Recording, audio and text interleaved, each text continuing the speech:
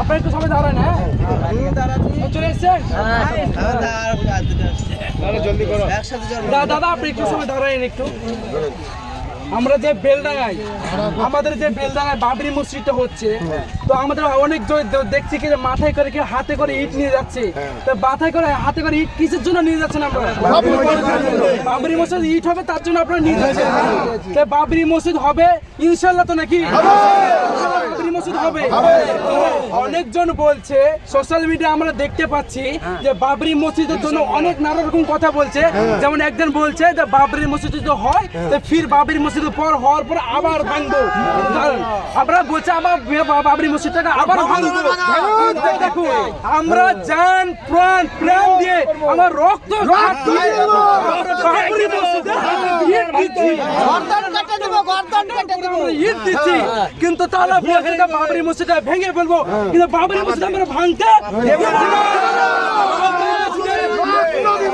বাবরি মসজিদের জন্য কিচ্ছু হবে না। নারায়ে তাকবীর, তাকবীর, হুমায়ুন কবির জিন্দাবাদ, জিন্দাবাদ, জিন্দাবাদ, নারায়ে তাকবীর। তো চলো সবাই ধীরে ধীরে যাচ্ছে, দেখতে পাচ্ছ মানুষ কিভাবে তারা ইট নিয়ে যাচ্ছে। আজকে ইট দেওয়ার পরে জুম্মার নামাজ পড়ার ইচ্ছায় প্রত্যেকটা মানুষের আছে।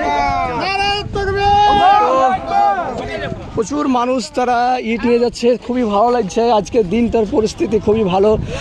আজকে যেহেতু জুম্মাবার, পবিত্র জুম্মা, আর জুম্মাতে মানুষ, এত মানুষ তারা ইট নিয়ে এসছে। কিছু মেয়েরাও নিয়ে এসছে, অনেক মানুষ তারা ইট নিয়ে এসছে। এটা দেখে খুবই ভালো লাগছে। দেখতেই পাচ্ছ গাইস, প্রচুর মানুষ তারা ইট নিয়ে এসছে। আমিন।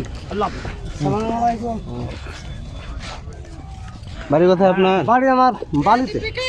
ইট কোথায় নিয়ে যাবেন? এই বাবরির মধ্যে।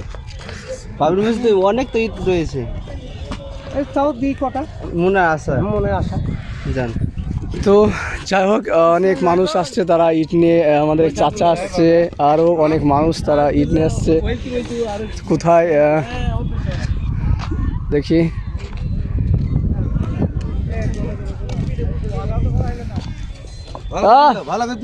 এই দেখতে পাচ্ছ সবাই বাবরি মসজিদ হবে হবে হবে।